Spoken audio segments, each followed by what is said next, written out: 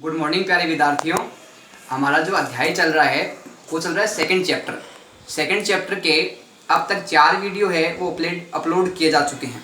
तो जो previous video है अपने उनके पर्याप्त रूप से आप अध्ययन करते रहें और साथ साथ में क्या है कि इनके नोट्स भी बनाते रहें। इससे क्या होगा, पहले तो आप समझोगे, इनको समझने के बाद इनको लिखोगे और लिखने के बाद जो दोबारा आप इसको रिपीट करोगे तो आपके पॉइंट वाइज जो है पॉइंट मुख्य बिंदु वो कंप्लीट हो जाएंगे और जो वर्णन है, जो व्याख्या है इसकी, वो भी आपके अच्छे तरीके से समझ में आ जाएगी।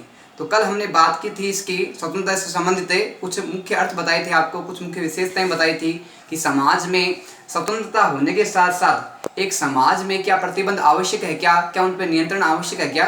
तो हमने बात की थी कि स्वतंत्रता के साथ साथ कुछ प्रतिबंध भी आवश्यक है, क्योंकि जब समाज में प्रतिबंध नहीं होंगे तो कुछ समस्याएं देखने को मिलती है कि एक व्यक्ति है वो दूसरे के अधिकारों का, दूसरे की स्वतंत्रता का क्या करता है, अतिक्रमण करता है। हम देखते हैं पार्किंग पे, सड़कों पे, क्या आपस में आस पड़ोस के लोगों को लड़ते झगड़ते देखते हैं।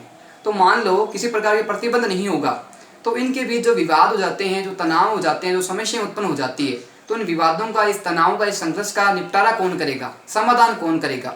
इसके लिए आवश्यक है कि सरकार के द्वारा, राज्य के द्वारा सभी पे क्या है कि समान रूप से कुछ प्रतिबंध लगाए जाए। और प्रतिबंध का उद्देश्य क्या होता है, व्यक्ति की स्वतंत्रता समाप्त करना नहीं होता, समाज में नियम व्यवस्था, कानून व्यवस्था बनाए रखने का उद्देश्य होता है। तो इस दृष्टि से क्या है कि वही समाज उचित समाज कहलाएगा, वही समाज उत्तम समाज कहलाएगा जहाँ पे प्रतिबंध है वो ज्यादा न होकर कुछ नियम व्यवस्था वहां पे की गई होगी। क्योंकि पूर्णतः अगर व्यक्ति को स्वतंत्र छोड़ दिया गया तो अपनी इच्छा से, अपने मन के अनुसार जो उसको करना होगा वो कार्य करेगा। और हो सकता है उसके तो जो कार्य किया जा रहा है वो उचित की जगह अनुचित भी हो सकता है, लाभ की जगह हानि पहुंचाने वाला भी हो सकता है। स्वयं के हानि के साथ साथ कुछ कार्य ऐसे होते हैं जो दूसरों को भी हानि पहुंचा सकते हैं। इसलिए आवश्यक है कि व्यक्ति पर प्रतिबंध है वो कुछ सीमा तक ही लगाए जाए, अत्यधिक उसके ऊपर प्रतिबंध नहीं लगाए जाए। तो जब व्यक्ति पर जितने अधिक प्रतिबंध होंगे वो व्यक्ति क्या स्वतंत्र रूप से कार्य नहीं कर पाएगा, और स्वतंत्र रूप से जब वो कार्य नहीं कर पाता है तो प्रत्येक व्यक्ति का सर्वगण विकास नहीं होगा। और ध्यान रखना, किसी देश का, समाज का विकास किस पे निर्भर करता है, उस देश में रहने वाले लोगों पे निर्भर करता है। एक व्यक्ति से उसके परिवार का, समाज का और उसके देश का विकास जुड़ा हुआ होता है। तो जितनी अधिक स्वतंत्रता व्यक्ति को मिलेगी उतना ही अधिक क्या है कि वो अच्छे कार्य कर पाएगा और समाज के विकास में, देश के विकास में अपना योगदान दे पाएगा। इसलिए व्यक्ति पे समाज के द्वारा कुछ प्रतिबंधों का, कुछ नियमों का होना आवश्यक बताया गया है। अब बात करते हैं हम आगे की। नेताजी सुभाष चंद्र बोस के कुछ विचारों के बारे में बात करेंगे। इसके साथ ही क्या है कि हानि का सिद्धांत है उसके बारे में बात करेंगे कि किस प्रकार से अधिक प्रतिबंधों की अगर लगा दिए जाए तो व्यक्ति का विकास किस प्रकार रुक जाता है, और अगर उचित उस पर प्रतिबंध लगाई जाए तो एक व्यक्ति का विकास कैसे समाज के विकास के साथ जुड़ जाता है। इसके बारे में प्रमुखता चर्चा करेंगे। तो सबसे पहले बात आती है हमारी आज सुभाष चंद्र बोस के जो स्वतंत्रता के संबंध में विचार थे उसके बारे में प्रमुख रूप से हम चर्चा करेंगे। हमारी हेडिंग है आज की स्वतंत्रता के संबंध में नेताजी सुभाष चंद्र के विचार। उनके विचार है वो स्वतंत्रता से किस प्रकार से जुड़े हुए थे, किस प्रकार से उन्होंने अपनी भावनाओं को, अपने विचारों को व्यक्त किया स्वतंत्रता को ध्यान में रखते हुए। इसके बारे में प्रमुखता अपन अध्ययन करेंगे। सबसे पहले बात आती है आदर्श स्वतंत्रता का विचार। नेताजी के द्वारा जो विचार दिए गए हैं वो आदर्श स्वतंत्रता के हैं कि व्यक्ति की स्वतंत्रता है वो किस पे निर्भर करती है कि उसको हर प्रकार से स्वतंत्र रहना दिया जाए। जितना अधिक उसे स्वतंत्र छोड़ा जाएगा, स्वतंत्र रहने दिया जाएगा, उतना ही क्या है कि एक आदर्श व्यक्तित्व का, एक आदर्श छवि का निर्माण होगा। बात आती है स्वतंत्रता से आश्चर्य क्या है, स्वतंत्रता का मतलब क्या है, स्वतंत्रता से तात्पर्य क्या है। उसका बात आती है सर्वगण विकास की। एक व्यक्ति का सर्वगण विकास कब होगा, जब उस पर प्रतिबंध कम से कम लगाए हुए हों और उसको क्या है अवसर अधिक प्रदान किए जाए, प्रशिक्षण उसको प्रदान किया जाए, कौशल उसको प्रदान किया जाए। उससे क्या होगा कि व्यक्ति का जो सर्वगण विकास है वो होगा। और सर्वगण विकास होने से क्या होगा कि उसकी जो आर्थिक स्थिति है, सामाजिक स्थिति है, धार्मिक स्थिति है, उसमें सुधार होगा। और एक व्यक्ति जो शिक्षित है, अच्छा गुणवान है, अच्छा जानकार है, अच्छे उसमें गुण है, वो दूसरे लोगों को अपने विचारों से, अपनी भावनाओं से क्या है प्रभावित करता है। और एक व्यक्ति के संपर्क में आने से अन्य व्यक्ति भी है उसे प्रभावित होकर अपने विकास करने में महत्वपूर्ण भूमिका निभाते हैं। बात आती है व्यक्ति व समाज, अमीर व गरीब, स्त्रियों और पुरुषों की, कि किसी भी प्रकार से किसी भी व्यक्ति विशेष के साथ और सामान्य व्यक्ति के साथ किसी प्रकार का भेदभाव नहीं हो। इसके साथ क्या है, अमीर गरीब है उनको भी क्या है समान रूप से स्वतंत्रता मिलनी चाहिए। अमीरी गरीबी के आधार पे किसी प्रकार से स्वतंत्रता से किसी व्यक्ति विशेष को वंचित नहीं किया जाए। ये नहीं हो कि एक अमीर व्यक्ति को अधिकार स्वतंत्रता प्रदान कर दी गई है, जबकि कमजोर व्यक्ति को, गरीब व्यक्ति को स्वतंत्रता उनसे छीन ली गई है, उसके ऊपर प्रतिबंध लगा दिए गए हैं। स्त्री और पुरुषों की जो स्वतंत्रता मिलेगी वो सिर्फ ये नहीं कि पुरुष प्रधान देश है, पुरुष प्रधान विशेषता घर में रहती है, परिवार में रहती है, तो सिर्फ पुरुषों को ही अधिकार मिलेंगे, पुरुषों को स्वतंत्रता मिलेगी। महिलाओं को भी उतनी स्वतंत्रता, उतने अधिकार प्राप्त है जितने कि पुरुषों को अधिकार प्राप्त होते हैं। इस पर हमने बात की कि अमीरी गरीबी के आधार पे, स्त्री पुरुष के आधार पे या किसी भी अन्य प्रकार से किसी के साथ किसी प्रकार का भेदभाव या स्वतंत्रता नहीं होनी चाहिए। बात आती है कि सभी लोगों और सभी वर्गों के लिए ये जो स्वतंत्रता है ये समाज में रहने वाले प्रत्येक व्यक्ति के लिए है, चाहे वो किसी भी जाति का हो, चाहे वो किसी भी धर्म का हो, किसी भी वर्ण का हो, किसी भी भाषा का हो, किसी भी क्षेत्र का हो, किसी भौगोलिक परिस्थितियों का हो। उसके साथ क्या है कि वर्ग के आधार पे या समाज में रहने वाले स्थान के आधार पे उसके साथ क्या है कि असमानता नहीं की जाएगी। उसको पर्याप्त रूप से अपने जीवन के विकास के लिए पर्याप्त अवसर मिलेंगे, उसकी जो योग्यता है उसके बाद उसको कार्य उपलब्ध करवाए जाएंगे। इसके साथ ही क्या है कि उसको स्वतंत्र रूप से कार्य करने के लिए किसी प्रकार का प्रतिबंध या दबाव उस पर नहीं डाला जाएगा। बात आती है सांप्रदायिक व धार्मिक असहिष्णुता। हम देखते हैं कि कुछ स्थानों पर सांप्रदायिक जो है वो भेदभाव देखने को मिलते हैं। एक संप्रदाय को, एक वर्ग को विशेष महत्व दिया जाता है, जबकि अन्य जो संप्रदाय या वर्ग है उनमें क्या है कि विशेष महत्व नहीं दिया जाता। तो जिस कारण क्या है कि समाज में दो वर्गों के बीच में आपस में टकराव, मतभेद, विचार उत्पन्न होता है, जिस कारण क्या है सांप्रदायिक है वो विषमताएं देखने को मिलती है। तो एक प्रकार से सांप्रदायिक है वो किसी प्रकार से भेदभाव वर्ग धर्म के बीच में नहीं होने चाहिए। बात आती है धार्मिक सहिष्णुता की। धार्मिक असहिष्णुता होती है वो तो पॉजिटिव बात है, लेकिन असहिष्णुता नहीं होनी चाहिए। हम देखते हैं कि धर्म में के आधार पे कुछ लोग क्या है कि अपने धर्म के आधार पे, अपने लोगों के आधार पे उनको विशेष महत्व पहुंचाने का प्रयास करते हैं। उनकी विशेष है वो कार्य में पदोन्नति करवाते हैं, उनको लाभ दिलवाते हैं, जबकि जो अन्य वर्ग है या अन्य कैटेगरी के जो लोग हैं उनका बिल्कुल भी महत्व नहीं देते, उनको किसी प्रकार से आगे बढ़ने का प्रयास नहीं करते और अपने परिवार और समाज के लोगों को महत्व देते हैं। तो इस प्रकार से क्या है सांप्रदायिक और जो धार्मिक असहिष्णुता है उसको पर्याप्त रूप से महत्व दिया जाना चाहिए, पर्याप्त रूप से उसको विकास मिलना चाहिए। बात आती है हानि सिद्धांत की। हानि सिद्धांत है वो प्रमुख रूप से किससे जुड़ा हुआ है? स्वतंत्रता से जुड़ा हुआ है। अब बात ये आती है कि हानि सिद्धांत का जो संबंध है, ये हानि सिद्धांत किस विचारक के द्वारा दिया गया है? ध्यान रखना कि जो हानि सिद्धांत है वो दिया था जॉन स्टुअर्ट मिल ने। किसने दिया था? जॉन स्टुअर्ट मिल है, उसके द्वारा हानि सिद्धांत को अपने विचारों के द्वारा प्रस्तुत किया गया था। अब जो जॉन स्टुअर्ट मिल है उसको शॉर्ट नेम है या उसका अन्य जो प्रसिद्ध नाम है वो है J.S. मिल, यानी J.S. मिल है, उसका पूरा नाम क्या है? John Stuart Mill. इसके द्वारा कौन सा सिद्धांत दिया गया? हानि सिद्धांत दिया गया। हानि का मतलब होता है कि किसी कार्य में अगर किसी प्रकार की अवरोध या बाधा उत्पन्न की जाती है या पर्याप्त रूप से उसको अवसर नहीं मिलते, पर्याप्त रूप से उसको मौका नहीं मिलता, तो हानि भी हो सकती है। और अगर उसको पर्याप्त रूप से अगर उसको प्रतिबंध नहीं लगाए जाए, स्वतंत्रता उसको दी जाए, जैसा वो करना चाहता है वैसे उसको छोड़ दिया जाए, तो क्या है कि हानि की जगह लाभ भी हो सकता है। तो हानि सिद्धांत प्रमुख रूप से किससे जुड़ा हुआ है? जॉन स्टुअर्ट मिल से जुड़ा हुआ है। बात आती है हानि सिद्धांत प्रमुखतः क्या है? हानि सिद्धांत है वो एक निबंध के ऊपर आधारित है, जिसके द्वारा स्वतंत्र संबंध विचार है जॉन स्टुअर्ट मिल के, उन विचारों का वर्णन है वो हानि सिद्धांत में देखने को मिलता है। अगर बात आए कि हानि सिद्धांत क्या है, एक प्रकार से तो एक निबंध है जिसके अंतर्गत स्वतंत्रता के विचार है जॉन स्टुअर्ट मिल के प्रमुख रूप से वर्णन किया गया है, स्वतंत्रता के बारे में अपने विचार प्रस्तुत किए गए हैं।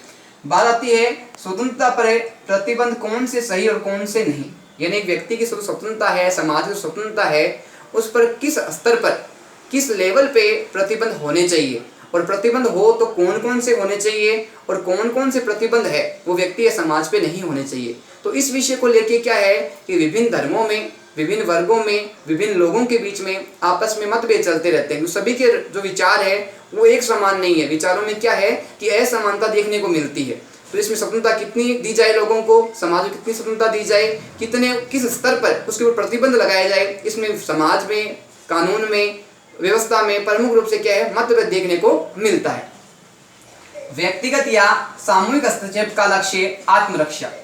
व्यक्तिगत या सामूहिक जो हस्तक्षेप होता है उसका प्रमुख लक्ष्य क्या होता है कि जब हम मान लो कि किसी दूसरे व्यक्ति स्वतंत्रता को नुकसान पहुंचा रहे हैं, दूसरे कार्य में बाधा उत्पन्न कर रहे हैं या उसको कार्य करने में रुकावट उत्पन्न कर रहे हैं, तो ऐसी स्थिति में उस व्यक्ति को क्या है कि आत्मरक्षा का अधिकार प्राप्त है, वो अपनी सुरक्षा है वो दूसरे से कर सकता है। उसके विचारों का, उसके भावनाओं का विरोध कर सकता है। अगर उसके अनुचित रूप से किसी व्यक्ति विशेष का नुकसान पहुंचता है तो आत्मरक्षा यानी सुरक्षा की दृष्टि से हस्तक्षेप किया जा सकता है, बीच में रुकावट या नियम कानून बनाए जा सकते हैं। बात आती है सदस्य की इच्छा के खिलाफ शक्ति को औचित्यपूर्ण उपयोग, यानी व्यक्ति की इच्छा है ही नहीं और उसके बावजूद भी क्या है कि उसके ऊपर प्रतिबंध लगाए जा रहे हैं। वो जो कार्य करना नहीं चाहता, जो उसके सिद्धांत उसको कहने के लिए, कार्य करने के लिए उसको अनुमति नहीं देते, तो उसके ऊपर क्या है कि औचित्यपूर्ण प्रतिबंध नहीं लगाना चाहिए। उसको स्वतंत्र रहने पर प्रमुख रूप से विचार दिया गया है। बात आती है कि स्वतंत्रता के कितने प्रकार बताए गए हैं। स्वतंत्रता के प्रमुखतः 2 विचार प्रमुखतः बताए गए हैं, यानी व्यक्ति को स्वतंत्रता है वो किस स्तर तक प्राप्त हो और स्वतंत्रता में कौन सी स्वतंत्रता को प्रमुख रूप से शामिल किया गया है, इसके बारे में प्रमुख रूप से हम चर्चा करेंगे। सबसे पहले बात आती है कि विचार अभिव्यक्ति की स्वतंत्रता, यानी समाज में रहने वाले, देश में रहने वाले प्रत्येक व्यक्ति को क्या है कि स्वतंत्रता दी जाएगी। किस प्रकार की स्वतंत्रता दी जाएगी? विचार अभिव्यक्ति की, यानी अपने विचारों को प्रस्तुत करने का, अपनी भावनाओं को व्यक्त करने का भाषा के माध्यम से प्रत्येक व्यक्ति के पास अधिकार रहेगा। दूसरी बात आती है कार्य की स्वतंत्रता। प्रत्येक व्यक्ति है जिसमें उसमें जो योग्यता है, जो कौशल है, जो उसके पास ज्ञान है, उस आधार पे वो कोई भी कार्य कर सकता है। उसको उसके कार्य करने पर किसी प्रकार का प्रतिबंध नहीं लगाया जा सकता किसी भी प्रकार से। अब हम बात करते हैं आगे के कुछ बिंदुओं की, जो हानि के सिद्धांत में जॉन स्टुअर्ट मिल ने अपने विचारों को प्रस्तुत किया है। प्रमुख रूप से इस स्वतंत्रता को 2 प्रकार से विभाजित किया है, अभिव्यक्ति की स्वतंत्रता और दूसरी हमने बात की थी कार्य की स्वतंत्रता, यानी व्यक्ति को कार्य करने की स्वतंत्रता प्राप्त है और दूसरा अपने विचारों को प्रस्तुत करने का अधिकार व्यक्ति के पास में होता है। उस पर किसी प्रकार से, किसी भी आधार पे सरकार के द्वारा या राज्य के द्वारा, कानून के द्वारा कोई प्रतिबंध नहीं होना चाहिए। बात आती है हस्तक्षेप के लघुत्तम क्षेत्र से जुड़ा, यानी जो हस्तक्षेप होना चाहिए वो कुछ स्तर तक ही जुड़ा हुआ होना चाहिए। अगर ज़्यादा व्यक्ति कार्यों में हस्तक्षेप करेगा, उसे कार्यों में हस्तक्षेप बाधा उत्पन्न की जाएगी, तो वो क्या है कि स्वतंत्र रूप से कार्य नहीं कर पाएगा और स्वतंत्र रूप से जब कार्य नहीं कर पाएगा तो व्यक्ति के विकास में क्या बाधा उत्पन्न हो जाएगी और वो अपने मन के विचारों को, भावनाओं को व्यक्त नहीं कर पाएगा। अभिव्यक्ति की स्वतंत्रता प्रतिबंधित नहीं है, यानी व्यक्ति के जो विचार हैं, जो भावनाएं हैं, उसको वो अपने भाषा के माध्यम से प्रकट कर सकता है। उसके मन में जो विचार है वो विचार है, उन विचारों का आदान प्रदान कर सकता है और इसके साथ वो दूसरों के विचारों को सुनने की क्षमता के साथ साथ अपने विचारों को भाषा के माध्यम से व्यक्त भी कर सकता है। और ये जो विचार अभिव्यक्ति है उसके ऊपर क्या है, किसी प्रकार की कोई प्रतिबंध नहीं लगाना चाहिए। बात आती है स्वतंत्रता के स्वाद से कोई अच्छा स्वाद नहीं है, यानी स्वतंत्रता का जो एक सिद्धांत है, जो नियम है, जो व्यक्ति को प्राप्त है, उससे अतिरिक्त और कोई भी व्यक्ति को कुछ मिल जाए तो उसका कोई महत्व नहीं है। लेकिन व्यक्ति को स्वतंत्रता मिल जाए तो उसको सब कुछ प्राप्त हो जाता है और सब कुछ प्राप्त होने के साथ क्या है कि वो पूर्णतः क्या है, बिना किसी नियंत्रण में रहते हुए जो उसका मन होता है वो कार्य करता है। और उस मन पर जब किसी का प्रतिबंध नहीं होता, किसी प्रकार का नियंत्रण नहीं होता, तो जो अपने विचार है, जो भावनाएं हैं, जो करना चाहता है, जो उसके लक्ष्य हैं, वो पूर्णतः उसमें सफल हो पाता है। बात आती है अपने ढंग से सुख को ढूंढने और पाने का अवसर देना, यानी व्यक्ति को जिस चीज़ से, जिस वस्तु से, जिस कार्य से आनंद मिलता है, जिससे उसको खुशी मिलती है, जिससे उसको प्रसन्नता मिलती है, वो चीज़ करना। और वो चीज़ जब उसको प्राप्त हो जाती है, जब वो चीज़ उसको मिल जाती है तो उसका आनंद है वो दुगना हो जाता है। लेकिन जब उसको वो चीज़ नहीं मिलती या उसकी जो चीज़ प्राप्ति के मार्ग में अगर बीच में बाधा उत्पन्न कर दी जाए तो जो इसका जो आनंद है, जो उसकी खुशी है, वो कम हो जाती है और व्यक्ति क्या है कि इन संघर्षों से अपने जीवन में जूझता रहता है, संघर्ष करता रहता है। बात आती है बहुमत की संतुष्टि को महत्व है। हम समाज में देखते हैं कि एक परिवार की बात करते हैं पहले हम।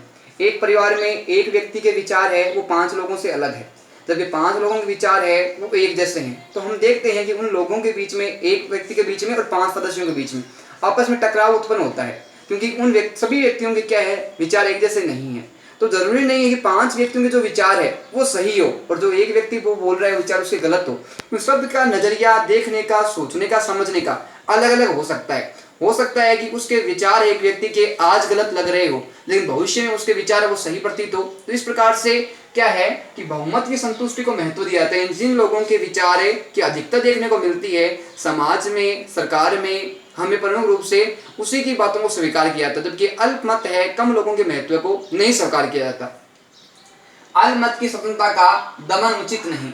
अगर किसी एक व्यक्ति के, एक समूह के कुछ विचार हैं, जो उसकी भावनाएं हैं, जो उसने प्रस्तुत की है विचारों के माध्यम से, तो क्या जरूरी थोड़ी है कि उसके जो विचार है उसको स्वीकार नहीं किया जाए, उसके विचार उचित नहीं है, उसके विचार अनुचित है, सिर्फ हम बहुमत को महत्व देते हैं, संख्या में जो अधिक है उनको महत्व देते हैं। कुछ लोगों के जो विचार है उनको सुनने का, उनको समझने का पर्याप्त रूप से अवसर देना चाहिए। हो सकता है कि सबके विचार, नजरिया देखने का अलग अलग हो, लेकिन अपन ये तो नहीं कह सकते ना कि उस व्यक्ति के जो विचार है, उस वर्ग के जो विचार है वो पूर्णतः गलत है। हो सकता है कि उनकी दृष्टि से उन्होंने जो विचार प्रस्तुत किए हैं वो सही भी हो सकते हैं। तो इस आधार पे अल्पमत को और बहुमत को, दोनों के विचारों को समझना और सुनना और समान रूप से महत्व देना चाहिए, क्योंकि सबके विचारों में क्या सोचने की क्षमता के कारण क्या है, विचार करने की क्षमता के कारण क्या है, अलग अलग परिवर्तन देखने को मिलता है।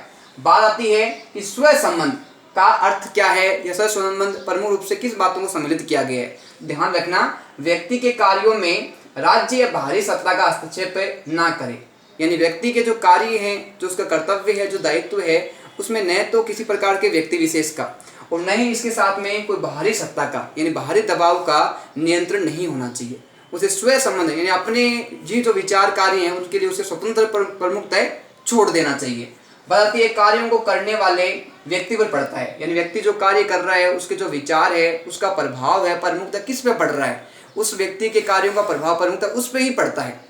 तो उससे पर व्यक्ति पर प्रभाव पड़ता है तो किसी प्रकार के प्रतिबंध है या नियम कानून है उसके ऊपर नहीं लगाने चाहिए। ये मेरा काम है, मैं इसे वैसे ही करूँगा जैसा मेरा मन होगा। हम जो काम कर रहे हैं, हम उस काम को किस तरीके से करते हैं, जैसा अपना मन होता है, जैसा अपना मन कहता है हम उसी काम को उस तरीके से ही करते हैं। जबकि हमें कोई दूसरा व्यक्ति उस काम के बारे में करने के लिए बोले, अलग तरीके से करने के लिए बोले, तो हम वैसा नहीं करते, क्योंकि हम काम कर रहे हैं, अपना काम कर रहे हैं, तो उसको किस तरीके से किया जाएगा, अपने ही तरीके से किया जाएगा। तो दूसरे के प्रभाव या दूसरे का नियंत्रण उस पर नहीं होना चाहिए।